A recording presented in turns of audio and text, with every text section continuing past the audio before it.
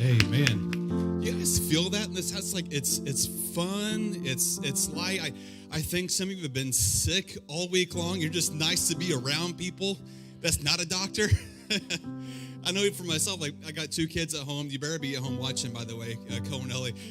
So they were even sick. And so just to be around people, that's not my dog. And it just, it's nice. It's good to see everybody. And then I knew this week was going to be awesome. I knew Sunday was going to be awesome because I feel in my life, God just shows up in the weirdest of ways, give me confirmation that, hey, it's all right. I got you. It's all right. And then my wife went to the grocery store. I have to say this real quick. Everybody's like, we always talk about food. Calm down. I'm not. And so she always, when I like years ago, like gift giving was at the bottom of my love language. Now it's like number 2. Words of affirmation, 1, and then gifts. Now we're number 2.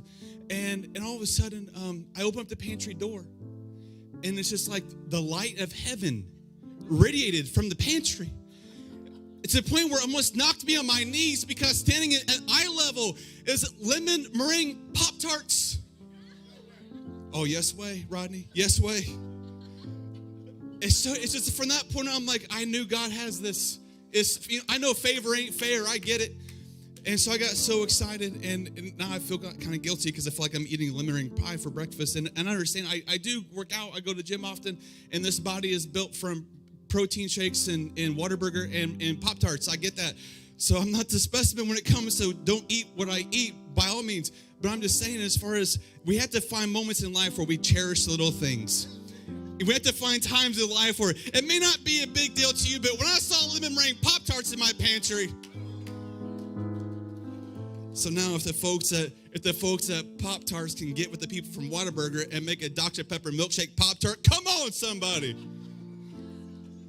It does not sound gross. You have no taste. That's just, now I'm just like, hey, I have another sermon after this one. If someone can run to Whataburger for me in between. So for those who are joining us online, I promise I'm going to get to our message here in a minute. But we started 2 weeks ago with a series Unsunday, and Pastor Jonathan 2 weeks ago preached Unsunday Jesus. And it was tying into the word that Pastor Cliff brought on Team Weekend. And there's times when a church enters into a season, not just a culture shift, but a word comes that you can look 5, 10, 15 years from now, look back and like, this is the moment. This is the moment that shifted Oasis. This is the moment that changed our trajectory and where we're going. And so what we're doing is that we're just going through this Unsunday movement, and we're just going through not just our values, but as far as making sure that what we do here isn't from a religious mindset. And so that's why we did Unsunday Jesus. And so we're going through our values and just want to make sure that our values should be flowing from the house, not to the house. Our values should be coming from here, not, and I understand we come here and we pray here, we're generous here, we're servant leaders here. I get it. But this should not be the only time that we see our values in action. So it's the Unsunday experience. It's the Unsunday. So it's us simply reversing the flow of our values to make sure that the values of the house flows into the community instead of coming back into here. Because there's people at HEB, there's people at CVS, and they have never met Christ before. They have never had an encounter with him. And so the only version of Christ they'll ever see is your encounter with him. And so they have to make sure that the values of this house is flowing out. And so when they encounter you, they encounter Jesus. That's Unsunday. So we're this morning going to talk about Unsunday generosity. Unsunday. And now before you freak out, I'm not taking up another offering because that's what that whole part of Unsunday generosity is. That in a church culture we begin to identify generosity as in money. Well, when the preacher's coming up talking about generosity, we better set hard on our wallets and our checkbooks. And so when it comes to generosity, I just want us to Unsunday generosity. Unsunday, what it actually means to be generous. Unsunday, when we talk about it as far as being generous in the house, our generosity flows from Oasis, not to Oasis. When it comes to being generous, we take our generosity to the community. We take our generosity to families. We take our generosity to the broken. We take our generosity to those who are lost. And we don't just bring in a generosity here, because the Unsunday generosity And Ashley did a phenomenal job leading it here, but sometimes we get so confused when we think of the only time we're generous is the 15 seconds that we do. That's after 2 songs and then communion and then another song. And now it's our time to be generous.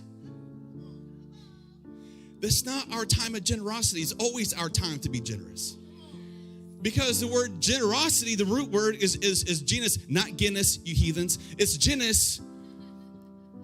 And it is from nobility. And so what that means is, as far as generosity was expected from those who were noble people because they had it to give. Well, last time I checked, Christ is noble. That means we're noble. So we're noble people. Therefore, we are committed and required to be generous to those.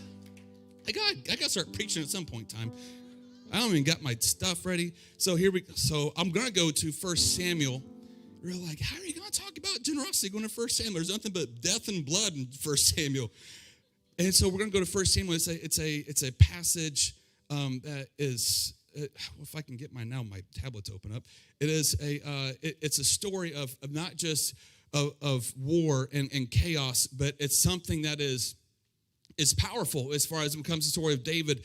And before we get there, as far as I just want to give you just a quick, do you guys trust me to just give you like a quick minute and a half recap of what just happens? Go home to your Bible, read it, but let me just give you, because we'll be here all day. But 1 Samuel, there's a lot of stuff that happens in 1 Samuel, and a lot of it is around the story of David.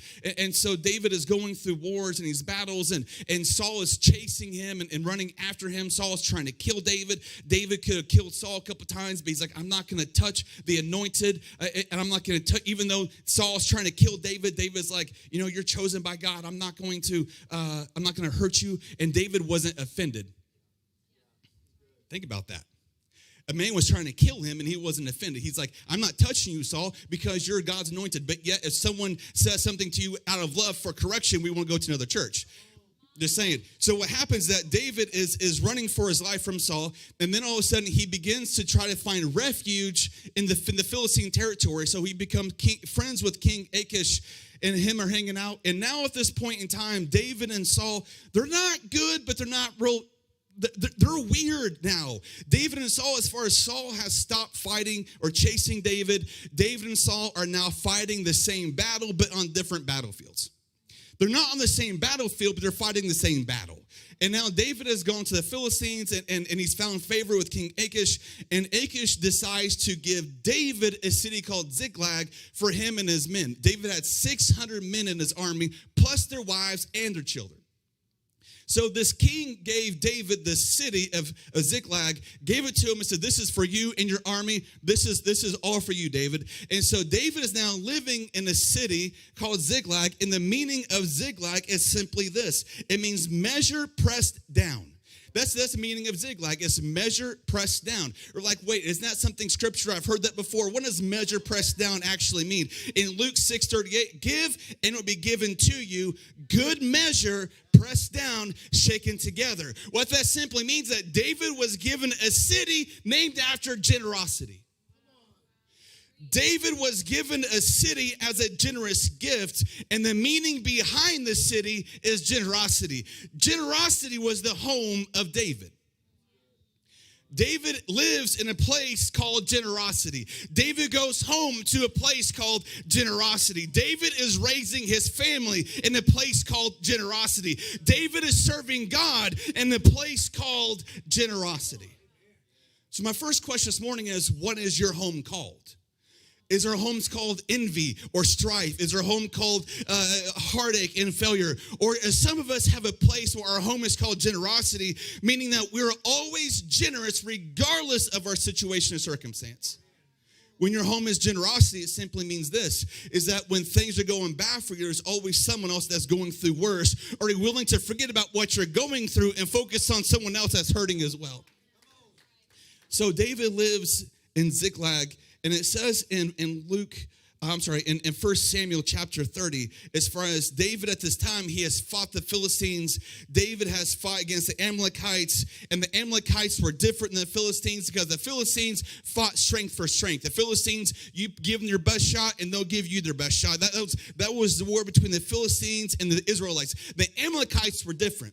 The Amalekites will come in and sneak in and attack you when you're vulnerable. They will come in and sneak in and attack you at your weakness. And so David and his men are on their way back home. They were fighting for a while, and they're now on their way back home to Ziklag. And you can imagine the excitement in their voices when they're talking about, I can't wait to get home to my lemon meringue Pop-Tarts, and I can't wait to go home to see my wife and my kids, and I can't wait to embrace my family. I can't wait to get back into the garden and work again. I can't wait to get home and sleep with my pillow. You know what I'm talking about? Anybody? Anyone that travels, you just want to get home to your pillow? So they're excited. They just want to get back to Ziklag. In chapter 30, verse 1, now when David and his men came to Ziklag, on the third day, the Amalekites had made it a raid against Negeb and against Ziklag, and they had overcome Ziklag and burned it with fire. And taking captive the women and all who were in it, both small and great, they killed no one, but carried them off and went their way. It was excitement that turned sorrow. There wasn't anyone that was in the streets greeting them. There wasn't anybody that was out there with banners saying, welcome home, Dad. Welcome home, Steve. It wasn't anything like that. Oh, there wasn't coming home to a parade and music and dinners.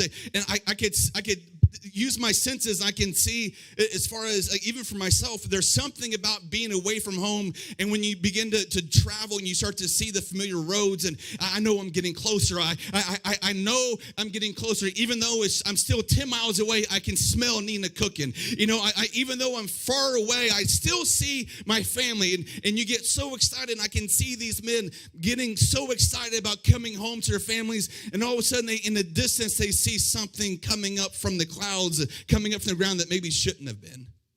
Is that smoke? Man, if I wouldn't know better, that seems like that's smoke, and that's coming towards where our home is.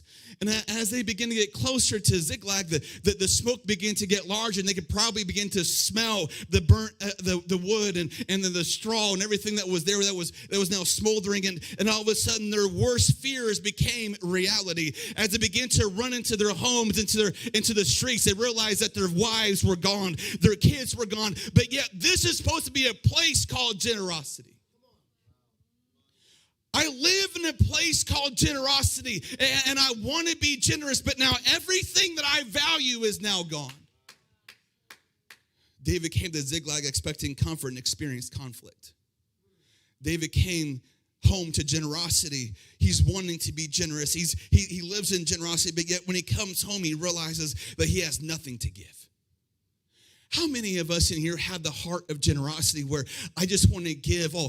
Whenever there was a time when Pastor Jonathan gonna be like, we need people to give towards the building fund, and in your heart you're screaming, I wish I had $1 million because my heart would give $1 million, but my Ziklag is on fire, my home is on fire, and I've got nothing left to give. Even though I want to be generous, there's nothing in my bank account to give. Even though I have a heart of generosity, I have no strength to give. Even though I want to be generous, my generosity is on fire. So what do we do when we want to be generous? We want to tap into generosity, but our home of generosity is now gone. You can kind of see the dilemma that a lot of us are facing. That's why I never understood. I remember as a kid, I'm like, Father, if you want to bless the church financially, why won't you let some of us win the lottery? Makes sense to me. But, bless me and bless you, same thing, praise God. I remember like being 8, I was 17, and I was counting down the days so I could become 18, so I could play a Powerball. Oh, some of you are judging me. You've done worse. Calm down. And so I'm getting so excited, like I want to play Powerball. The reason why is like, oh, and I made it confident. I'm like, God, if you let me win this $165 million, forget this 10% tithe. I'll keep the tithe and give you the 90. God, I want to be generous. I've got $17 in my bank account, and I drive an Oldsmobile Tornado with an 8-track tape in it. For those that are young, don't know what an 8-track is, just Google it. I got somewhat offended last night when I found that at Halloween, people are now going dressed up like they're from the 90s.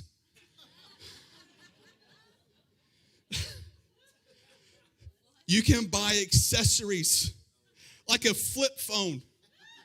You can buy accessories and pretend like you're a teenager from the 90s. I'm like, you're me. You're trying to be me for Halloween. That's not cool, man. Not cool. But a lot of us, we come to this place where we're expecting a pay raise, and instead we get a pay cut.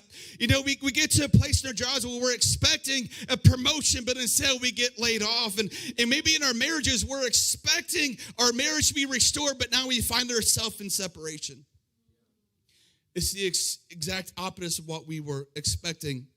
We've been wanting to be generous, but everything seems to be gone. And now this is where I want to hone in just for a second, because in verse number 6, and David was greatly distressed. I bet he was distressed.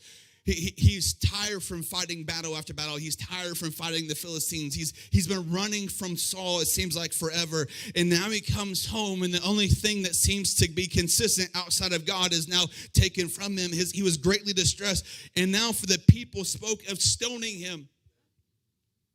The same people that ran to him, the same people that said, you are the rightful heir, the same people that said, David, I will fight for you and I will die for you, are now the same people that are talking about stoning him. Again, reason why you can't put your faith in people, because those that are fighting for you yesterday might fight against you today. Because all the people were bitter in soul, each for his sons and daughters, but David strengthened himself in the Lord.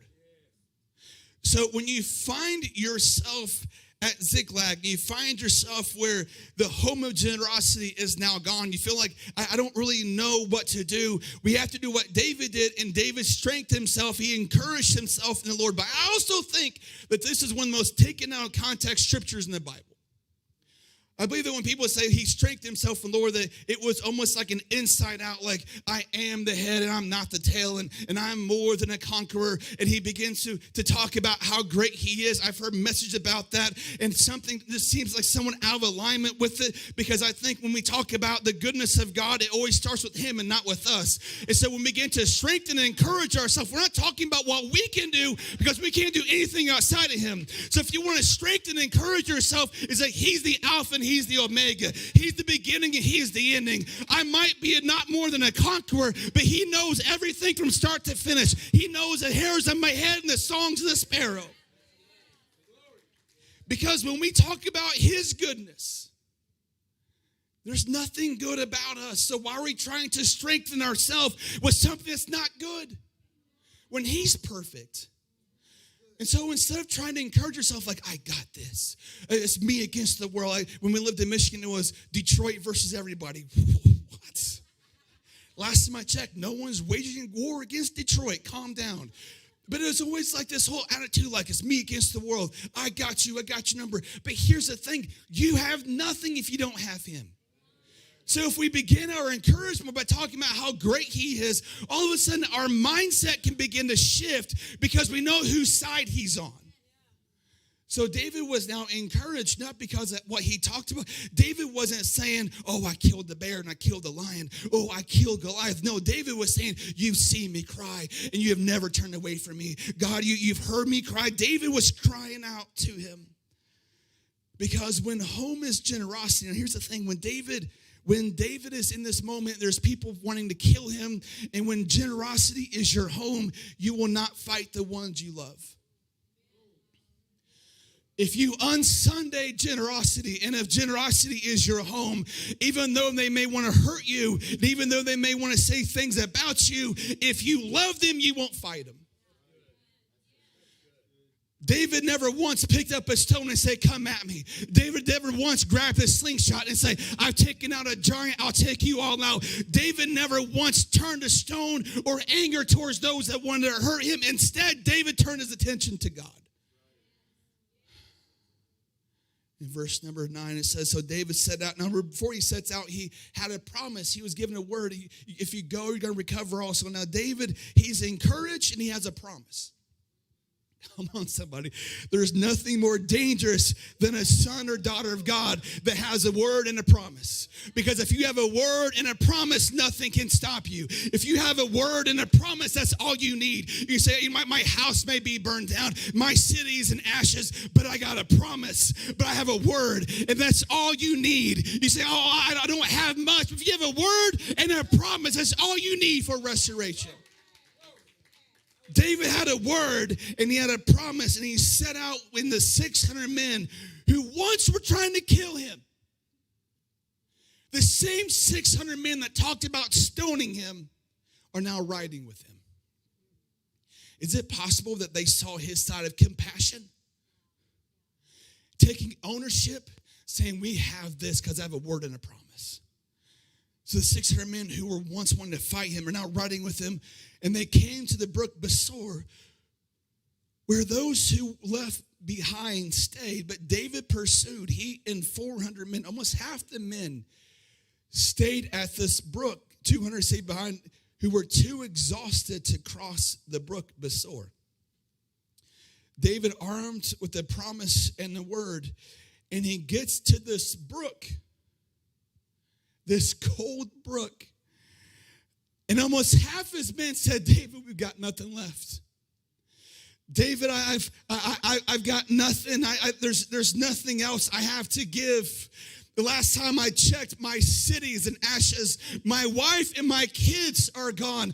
I'm in mental anguish. We're supposed to live in a place called generosity, but nothing's been generous to us.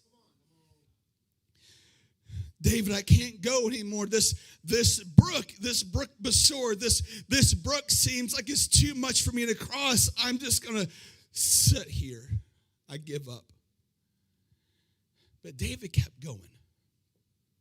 You see, because the battle can either make you worse or a battle can make you better. There's some of us have been through some battles and some fights, and we look like we have nothing left. We're about ready to give up. There's some of us has been through hell and back, and we're stronger for it. And so David's like, if you want to sit here, sit here. But I have a word and I have a promise, and I'm not going to let some cold brook stop me from getting to where I'm supposed to go. Now the meaning, I love the meaning of names. I get so excited when I look up and I find something. The brook Besor actually means glad news. And what's so amazing is that a lot of us, we see something challenging, we see something, and we don't identify if we can just cross through the glad news, we'll get back what was taken from us. But yet we misinterpret what something's supposed to be glad as an obstacle to keep you where you're supposed to be. So David sees this brook, and he's like, I got to cross over. And whenever you see a brook, whenever you see something trying to keep you from your generosity, when something's trying to keep you where you are, if something is trying to keep you from achieving your destiny, just look at it as the glad news. It's trying to stop you, to prevent you from getting a place that God has ordained you to be. So it's good news when you see an obstacle. It's good news when you see that brook. And so they crossed, and so they're going over. Now this is where we're going to Unsunday generosity. Be like, you've been talking about Unsunday generosity. All you talked about was Pop-Tarts and David. Verse number 11, they found an Egyptian. Now remember, they're down to 400. They got less men than what they had before. On their way to get back their families. I have to remind you, they don't know where they're at. They might be trying to follow tracks and prints and things like that, but the Amalekites were so wise, and I mean, I wouldn't be surprised that there's no documentation of this, but I wouldn't be surprised because they were raiders, that they would begin to dust up there where they're going to cover up tracks, because the only way that they can keep being successful in raiding camps is for the enemy not to know where they're at. And so David, in my opinion, David is searching, trying to find someone in a dark room. He's just going with the word and the promise, maybe something that God can lead them in. It says in verse 11, they found an Egyptian in the open country and brought him to David. And they gave him bread and he ate. And they gave him water to drink, and they gave him a piece of cake of figs and 2 clusters of raisins. And when he had eaten, his spirit revived, for he had not eaten bread or drunk water for 3 days and 3 nights. Are you kidding me right now? Are you kidding me right now? Because if this isn't the definition of unsunday generosity, I don't know what is. You mean to tell me, David, hold on a second. You mean to tell me that your wives and your children are gone? You mean to tell me that the men that try to kill you and their wives and their children, you are going to stop everything and help somebody you don't know? David, are you seriously telling me that you're about ready to put your biggest need on the back burner to help someone that's weaker than you? Come on, somebody. Unsunday generosity is simply this. It means to take your biggest struggle, your biggest pain, your biggest obstacle, and putting it on the back shelf and say, I will get to it when it's time. There's a need in front of me that I have to address. Unsunday generosity is seeing a single mother who was stuck out on 35 with a flat tire and taking the tithe money that you were bringing to church that Sunday and using that and going and buying her a new tire. Unsunday generosity is taking apart what we think we're supposed to do. We're supposed to bring the money and the tithe and everything goes to the church. We're supposed to take it to the community. Bill, I promise I'm going to land this money gets out. We got to pay bills, Tyner. I get that. But we have to understand the reason why we gave money to begin with. The reason why we gave money to the church is to have electricity. The reason why we gave money to the church is to have a collective body to have things function. But at the same time, we're all supposed to be the hands and feet of Christ. And so if there's a need outside your home, it's the same thing. If you want to buy a new tire, you're doing it on behalf of Oasis. If you want to feed someone else, you're doing on behalf of Oasis. One of my most frustrating moments, man, I got 9 minutes, dear God. One of my most frustrating moments, my wife and I, we would go to Detroit Tiger games all the time, and back when they were good. And we would go all the time, and so we had a habit, instead of just giving out money to people who were homeless or hungry, and Nina and I, when Cohen was a baby, would go to McDonald's and get 5 McChickens and 5 McDoubles. $1 each. Thanks a lot. Inflation out of like $4. And so we would grab 10 of them and we would walk to the game, and we would routinely just pass out, and we would do it so much that they would begin to recognize us, and they'll come up and high fives, and before we can say anything, I want 1 McChicken. There was a guy who had a jug of change, and he'd go, eat them up, Tigers, eat them up. And he would shake his change, and when he would see me, he'd be like, McChicken. And Nina and I would go, and we'd hand out these sandwiches to people, and it was so satisfying and rewarding to us. And then we took someone with us to the game, and they were so confused, like, what are you doing? Well, they're I was like, wait, what? I'm giving out sandwiches. You're just creating the problem. Wait, say one more time. You're contributing to the problem. Because of you, that's why they don't go out and get a job. Can I just tell you for a second? Can I just tell you just for a second that from that moment, when I say that our relationship began to sever, from that, our relationship, when I say like that was kind of like the final nail in the coffin of our relationship. And the entire game, I couldn't even enjoy the game because I was so ticked off. The entire game, I'm like, there's people around this city who are starving because of addiction, because of problems, because of issues. And we're going to sit back and not give them a McChicken sandwich out of base of religion?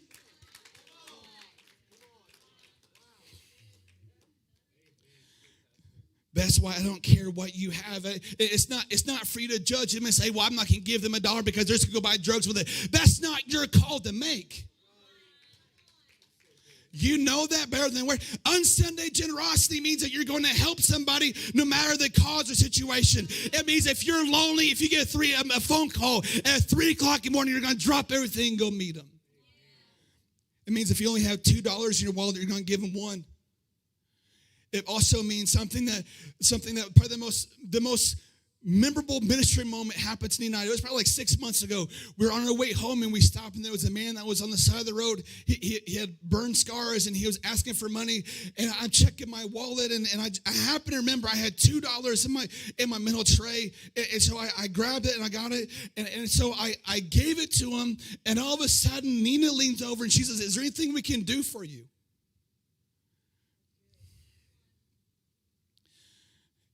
Completely shocked, he just looked down at Nina and goes, "We can pray with you. We'll pray for you."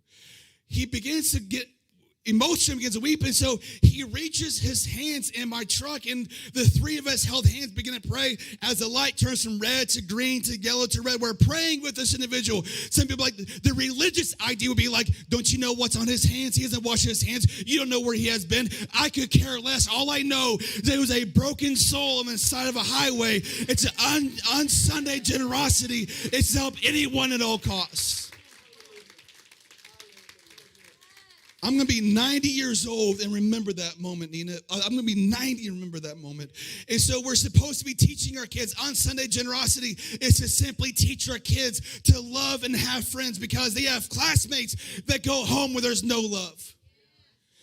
We need to teach our kids to be friends, to be friendly so they can have friends, but most importantly, so they can love others. To be the hands and feet of Christ. That's Unsunday generosity. For I was hungry. In first Matthew 25:35, Jesus saying, "For I was hungry and you gave me food. I was thirsty and you gave me drink. I was a stranger and you welcomed me. I was naked and you clothed me. I was sick and you visited me. I was in prison and you came to me." And the disciples and people were like, "Well, when did we do that?" I'm going through my memory. That never once happened. Verse 40, "And the king will answer them, 'Truly I say to you, as you did it to one of the least of these, my brothers, you did it to me.'" We just sang, what would you do if Jesus entered the room? What would you do if Jesus was in the hospital? What would you do if Jesus was hungry? What would you do if Jesus was lonely?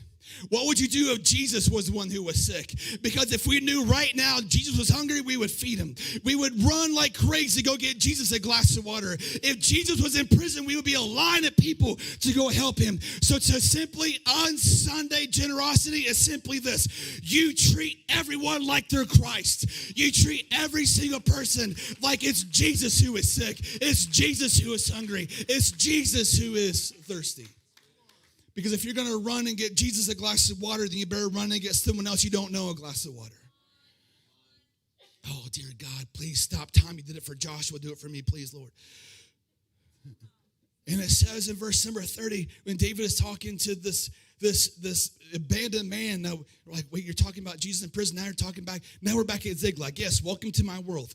We are now back at Ziklag. David's trying to find his family. He's talking to the man they just found in the field, this Egyptian. In verse 13, "And David said to him, 'To whom do you belong, and where did you come from?' He said, 'I'm a young man of Egypt, a servant to an Amalekite, and my master left me behind because I fell sick 3 days ago. We have made a raid against Negeb and the Cherethites, and against that which belongs to Judah, and against Negeb of Caleb, and we burned Ziklag with fire.'" The same man that David stopped to help was the same man that possessed the answer for his restoration. You see, when you begin to Unsunday generosity, you are now helping someone who can't help themselves. And it's very possible if you Unsunday generosity, the very problem they're trying to face, the solution is now inside the person you're trying to help. The answer is in the weak man. Unsunday generosity is helping the weak at all times. Unsunday generosity is the answer for restoration. Now, here's the main part. That was a 30-minute introduction for a 3-minute sermon, and I got 2 minutes to do it in. All at the same time, this is all happening. All at the same time, you have David fighting against the Philistines and fighting against the Amalekites to get back his family from Ziklag. You have Saul and Jonathan who are also fighting against the Philistines at Mount Gilboa. And at the exact same time when David is getting his family back from the Amalekites, Saul and Jonathan are fighting a losing battle at Mount Gilboa against the Philistines. In that same battle, Jonathan was killed, the very best friend of David, the son of Saul, the son of the throne, the son of the king. He was killed in battle, and Saul was wounded. He didn't think he was going to survive. And the same time David was fighting the Amalekites, Saul leaned on his own sword to take his own life because he didn't want to be a spectacle to the Philistines. It's important to know that this is all happening at the same time. David fighting to get his family, and Saul and Jonathan fighting to save their lives. David rescues his family. The Bible says that he recovered all. David and his men, they get all the things back, and they now go back to Ziklag. They go back to a place called Generosity. They are now in Ziklag, and they're there for 3 days. They're there for 3 days at Ziklag, and all of a sudden, there came an unfamiliar face walking into the camp. A very unfamiliar face came walking into Ziklag, and all of a sudden, they get the attention, and they bring him to David, and David say, hey, I don't know you. Who are you? Where are you from? And this guy goes, I'm from Saul's camp. David, I'm from Saul's camp, and I got some bad news about Saul and Jonathan. Jonathan's dead. There was a war in the battle, and Saul and David Saul is gone. David Saul is dead.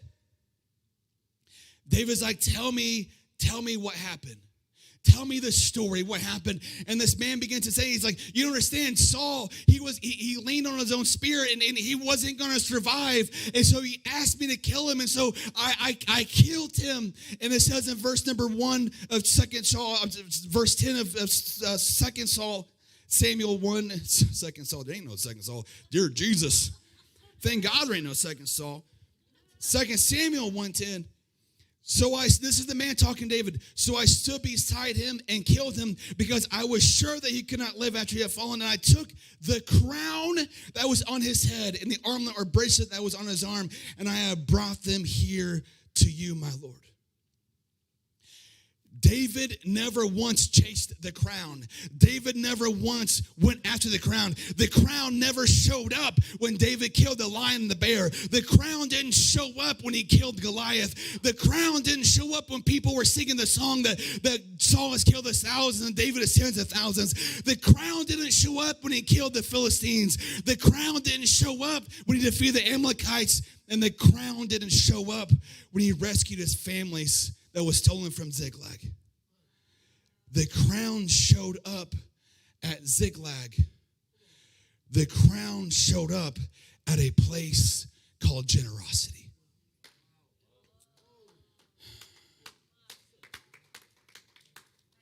If David never went back to Ziklag, if David never called Ziklag his home, if David never went back to that place called Generosity, he never would have been in the position to receive the crown.